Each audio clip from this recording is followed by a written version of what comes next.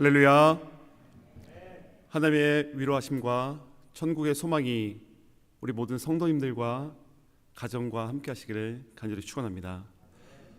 고 이철구 목사님께서 갑자기 주님의 부르심을 받고 큰 슬픔 시간을 보내고 계실 터인데, 디트로이트 한인감리교회 김웅영 담임 목사님을 비롯한 모든 성도님들의 마음을 모두어서 이 자리를 빌어서 다시 한번 깊은 위로의 말씀을 전해드립니다. 저는 오늘 고린도후서의 말씀을 통해서 함께 하나님의 은혜의 말씀을 전하고 또 나누기를 원합니다. 우리가 인생을 살아가다 보면은 그럴 때 있잖아요. 힘이 들 때. 이번 한 주가 참 힘들 수도 있고요. 혹은 참 이번 한 달이 힘들었다. 아니, 올 한 해 참 힘들었다. 참 힘든 일은 여러 가지 일이 있을 것 같아요. 근데 그 중에서 마음이 힘들면은 참 견디기가 어려운 것 같아요. 마음의 힘듦 속에서 내 마음이 때로는 흔들리고 때로는 요동치기도 하고요. 내 마음을 누군가 몰라주는 것도 참 힘이 드는 것 같아요. 내 마음을 몰라줘요. 가장 가까이 있는 남편이 밖에 나가서는 그렇게 잘하는데 집에서 내 마음을 몰라줄 때, 아내가 내 마음을 몰라주기도 하고, 부모님 입장에서는 자녀가 부모의 마음을 몰라주고, 또 자녀들 입장에서는 부모님이 왜 이렇게 내 마음을 몰라줄까. 참 내 마음을 알아주지 않는 사람과 함께 있을 때 참 힘이 들기도 하고, 또 억울한 일을 만날 때 참 힘이 드는 것 같아요. 인생의 억울함을 만날 때 나는 그런 의도가 아닌데 누군가가 나에 대해서 뭐라 할 때, 아니 사실 나에 대해서 뭐라 하는 것은 그래도 참을 수 있을 것 같은데 우리 자녀에 대해서 뭐라 하는 그 얘기를 내가 듣게 된다고 할 때에 참 힘이 들어요. 왜 없는 말을 하는 걸까? 도대체 이 얘기를 왜 하는 것일까? 사실 억울함 하면은 사도 바울을 따라갈 사람은 없을 것 같아요. 오늘 본문은 고린도 교회 이야기입니다. 고린도 교회는 사도 바울이 개척한 교회고, 그리고 사도 바울의 눈물과 땀과 그의 헌신과 섬김 위에 세워진 교회가 고린도 교회입니다. 근데 사도 바울이 이제 시간이 지나서 또 다른 선교지로 이제 선교 여행을 떠나기 위해서 바울은 떠나가고 다음 목회자가 왔는데 교회는 사분오열, 바울파, 아볼로파, 게바파, 그리스도파 각각의 당파에 의해서 분열되고 나뉘어지게 되었다고 하는 것이죠. 왜 교회가 갈라지고 나눠졌을까? 그것은 센 사람 때문인 것 같아요. 말이 센 사람 있잖아요. 혹은 어떤 행동이 센 사람도 있고요. 뭔가 센 사람들이 많다 보니까 그들이 주도적으로 이끌어가고 사람들 선동하고 사람들을 끌어모아가지고 자신의 생각과 자기 중심성에 입각해서 말할 때에, 그러다 보니까 사도 바울에 대해서 바울은 사도가 아니야. 바울은 사도가 아니야. 자칭 사도야. 그리고 바울은 돈만 밝혀. 사도 바울은 사도도 아닐 뿐만 아니라 돈만 밝히고 없는 말을 계속 만들어내는 거죠. 이러이러 속닥속닥 수근수근. 그러다 보니까 흔들릴 수밖에 없는 이 상황 속에서 넘어질 수밖에 없고 내 마음이 갈기갈기 찢어질 수밖에 없는 이 상황 속에서 오늘 사도 바울이 뭐라고 이야기하는가? 고린도후서 1장 1절 말씀은 이렇게 기록이 되어져 있습니다. 하나님의 뜻으로 말미암아 그리스도 예수의 사도된 바울과 형제 디모데는 고린도에 있는 하나님의 교회와 또 온 아가야에 있는 모든 성도에게 이 글을 쓰고 있다. 하나님의 뜻입니다. 내가 사도가 된 것은 하나님의 뜻이고 고린도 교회가 될 수 있었던 것도 하나님의 뜻입니다. 자기를 미워하고 싫어하고 자기에 대해서 수근수근 거리는 그 사람들에게 도대체 너희가 나한테 그럴 수가 있느냐 따져 물어야 될 것 같고, 가서 멱살에도 한번 잡아야 될 것 같고, 그런 말 있잖아요. 머리 검은 사람 함부로 걷어들이는 거 아니라고. 마치 그런 것처럼 너희들은 가짜 그리스도이냐, 너희들이 교인이라고, 너희들이 예수를 알아? 라고 물어봐야 될 것 같은데, 바울은 하나님의 뜻입니다. 이것을 먼저 선포하고 나서 고린도 교회는 하나님의 교회입니다. 고린도 교회는 사실 그러지 않습니까?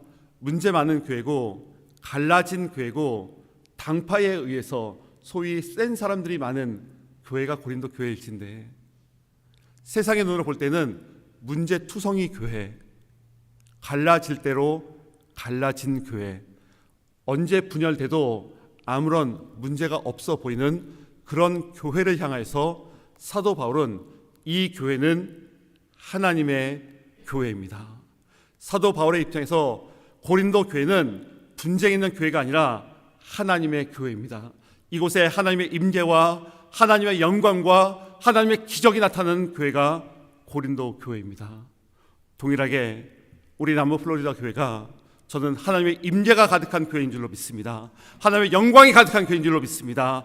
하나님의 기적이 나타나는 교회인 줄로 믿습니다. 우리 교회를 통해서 하나님의 거룩한 나라가 확장되며 회복되어지는 43년 전에 하나님의 뜻이 있어서 누군가의 소수의 사람들에 의해 눈물로 시작된 이 교회, 하나님의 교회요, 하나님이 붙들고 계신 하나님의 교회인 줄로 믿습니다. 사람들은 교회의 문제를 바라봐요. 끊임없이 문제를 묵상합니다. 저는 디트로이트에 내려왔잖아요. 그러다 보니까 교회 성도님들께서, 목사님 가시면 이제 허리케인 많이 올라올 건데 어떡하세요? 그러시는 거예요. 기도하는데 그런 마음을 주시는 거예요. 기도하는데 허리케인이 많이 올라오는 곳에도 주님의 몸된 교회가 서 있고 그 교회를 지키시는 성도님들이 계시기에 그것은 전혀 고려 대상이 되지 않더라고요. 또 목사님 너무 더워서 타 죽으실 거예요. 그러시더라고요. 제가 그런 말씀 드렸어요. 제가 날씨 때문에 타들어가는 인생이 아니라 정말로 성령의 불로 내가 그렇게 뜨거운 사람인가, 그 성령의 불이 내 안에 식지 않도록 기도 부탁드립니다. 끊임없이 문제를 묵상하게 되면은 끊임없이 허리케인도 문제가 될 수도 있고요, 날이 더운 것도 문제가 될 수도 있고요, 이 문제 저 문제 저 문제 저 문제. 우리의 인생이 그런 것 같아요. 문제를 묵상하면 끊임없는 문제만 있지만, 교회도 그러지 않습니까? 우리 교회가 이것이 문제고 밖에서 볼 때 여러 가지 문제를 이야기할 수 있지만, 우리는 하나님의 교회이기에, 이 교회의 주인은 하나님이시기에, 하나님께서 붙들고 계시기에 흔들림이 없는 것이죠. 하나님께서 바라보시고, 하나님께서 붙들고 계시고, 하나님께서 오늘도 우리 가운데 임재하고 계시기에. 그래서 오늘 2절 말씀을 보니까 이런 말씀이 있습니다. 하나님 우리 아버지와 주 예수 그리스도로부터 은혜와 평강이 있기를 원하노라. 이 시간 하나님의 은혜와 평강이 우리 사랑하는 성도님들 보게 되기를 간절히 축원합니다. 하나님의 은혜와 평강. 어렸을 때 불렀던 찬양 중에 내게 강 같은 평화, 내게 강 같은 평화, 이 찬양 아시나요? 근데 지금 우리가 이 나이가 되어서 이 찬양의 가사를 한 소절 한 소절 읊조리면서 부를 때에 강 같은 평화가 내 마음속에 임한다는 것, 하나님의 기적적인 역사가 아니면 불가능하다는 것을 우리는 너무나도 잘 알고 있습니다. 찬양의 가사의 소절소절은 참, 곡조는 참 쉬워 보이지만, 주님 강 같은 평화 나에게, 우리 가정 가운데, 우리 자녀들 가운데에, 우리 손주들 가운데에 강같은 평화가 임할지어다. 그 평화의 강물을 흘려보내는 인생. 그런데 바울이 지금 은혜와 평강을 전하고 말하고 있는 대상은 누구입니까? 자기를 미워하는 사람, 자기를 싫어하는 사람, 자기에 대해서 뭐라 하는 사람, 나를 못마땅하게 여기는 사람, 나에 대해서 수근거리고 없는 말 지어서 하고 못마땅하게 여기고 너는 그릇이 아니야, 너가 뭘 할 줄 알아, 너는 아무것도 아니야, 너는 거짓 사도야, 너는 돈만 밝혀, 네가 뭔데? 라고 하는 사람들에게 은혜와 평강을 전하고 있다고 하는 것. 와, 바울 흔들림이 없구나. 어떠한 상황과 환경 속에서도 흔들림이 없구나. 그리고 고린도 교회 성도들을 문제 있는 사람들로 보는 것이 아니라 하나님의 통치와 섭리라고 하는 관점을 가지고 하나님의 눈으로 그들을 바라보고 있다고 하는 것이죠. 오늘 3절 말씀을 보니까 우리의 인생이 그런 것 같아요. 우리의 인생이 그는 우리 주 예수 그리스도의 하나님이시요 자비의 아버지시요 모든 위로의 하나님이십니다. 모든 위로의 하나님이 되신다고 바울은 이야기하고 있어요. 사실 사도 바울의 말하는 이 위로는 체험에서 나오는 위로입니다. 체험에서 나오는. 왜 그런가 하면 4절 말씀을 보니까 모든 환난 중에서 우리를 위로하사. 사도 바울이 환난을 당하였다는 것이죠. 아니, 환난을 많이 당하였습니다. 어떻게 보면 감당할 수 없는 이 환난. 근데 목사님, 바울은 환난이 와도 잘 버티고 견디지 않았습니까? 라고 말할 수 있죠. 그런데 우리가 오늘 함께 읽지 않았지만 8절과 9절 말씀을 보니까 이러한 말씀이 기록이 되어져 있는데요. 형제들아, 우리가 아시아에서 당한 환난을 너희가 모르기를 원하지 아니하노니 힘에 겹도록 심한 고난을 당하여서 살 소망이 끊어지고, 9절 말씀을 보니까 내가 사형 선고를 받았다라고 바울이 이야기해요. 이 두 구절을 더하면 뭡니까? 나는 살 소망이 끊어졌고 나는 더 이상 살아가고 싶은 마음이 없는 사형 선고 받았습니다. 이 고백이 누구의 고백입니까? 사도 바울의 고백이에요. 아니, 바울이 이렇게 흔들리면 됩니까? 안 됩니까? 바울이 이런 마음을 가지면 돼요? 안 돼요? 대사도요, 신약 성경의 대부분을 쓴 사도 바울이 이렇게 흔들리는 모습을 보이면 될까요? 안 될까요? 그런데 이 바울의 연약함 속에서 나의 연약함을 보게 되는 거예요. 야, 바울이 흔들렸구나. 반갑다 바울아.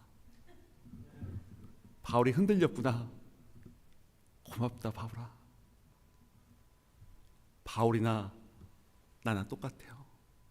어제 새벽에도 말씀을 전했지만 다윗도 두려워하고 다윗도 흔들리고 다윗의 흔들림이 참 반갑게 다가오고 바울의 연약함이 참 정겹게 다가오는 이유는 이 모습이 나의 모습이기 때문에, 이 연약함이 나의 삶이기 때문에.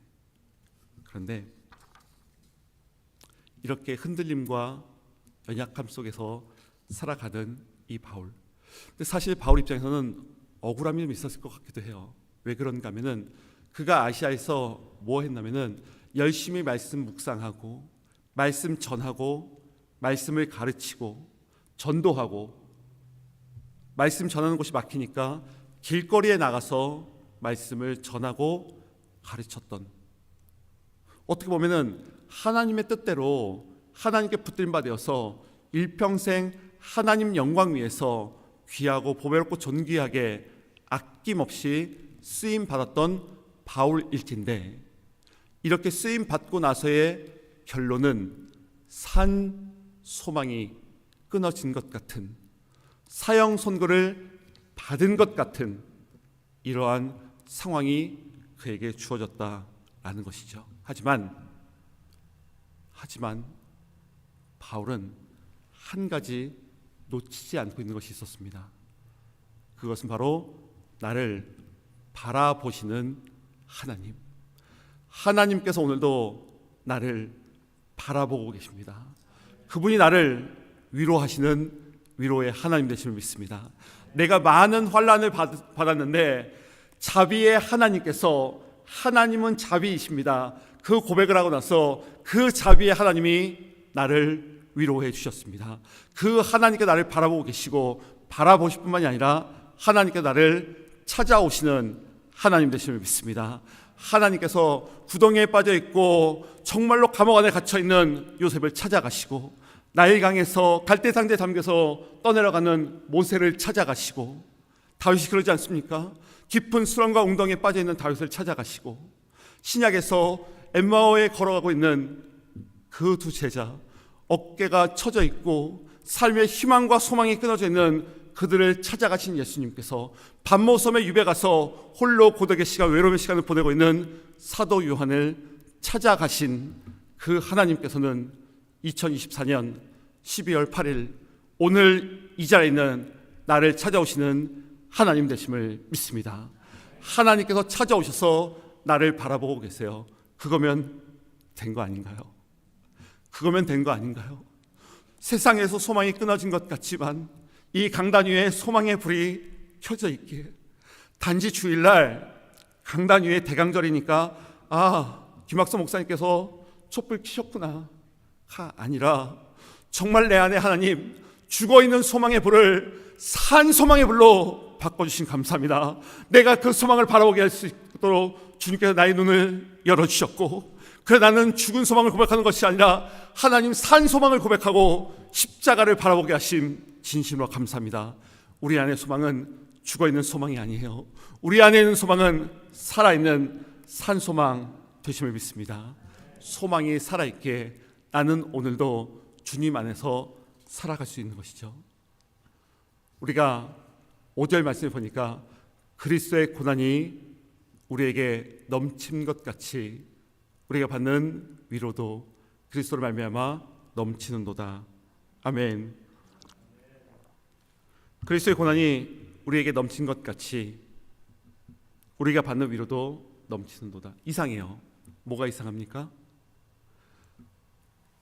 고난을 많이 받으면은 고통이 많아야 돼요. 그렇지 않습니까?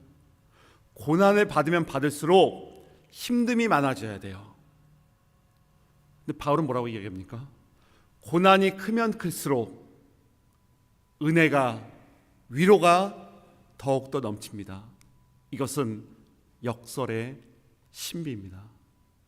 참 역설이에요. 고난이 많을진데 바울은 위로가 넘친다고 이야기하죠.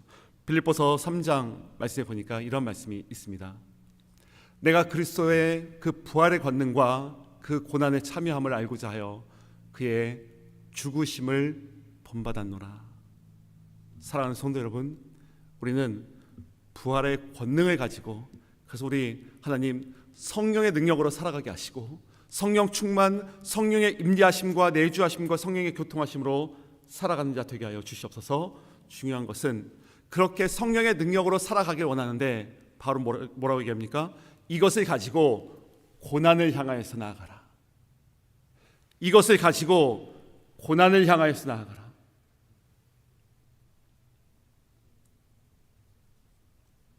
부활의 권능을 가지고 고난의 자리로, 십자가의 자리로 나아가라 이야기하는 바울의 모습. 이사야의 말씀을 보니까 이런 말씀이 있습니다. 여호와께서 그의 백성을 위로하셨은즉 그의 고난당한 자를 긍휼히 여길 것임이니라. 고난의 자리에서 우리를 버려두지 아니하시고 우리를 외면하지 아니하시고 우리와 함께 하겠노라.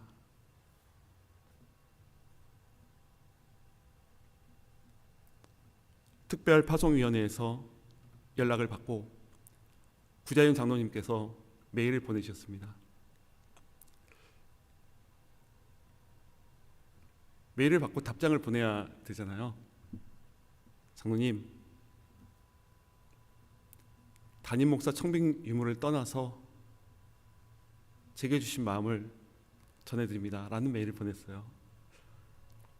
두 가지의 마음을 제가 주셨는데, 첫 번째는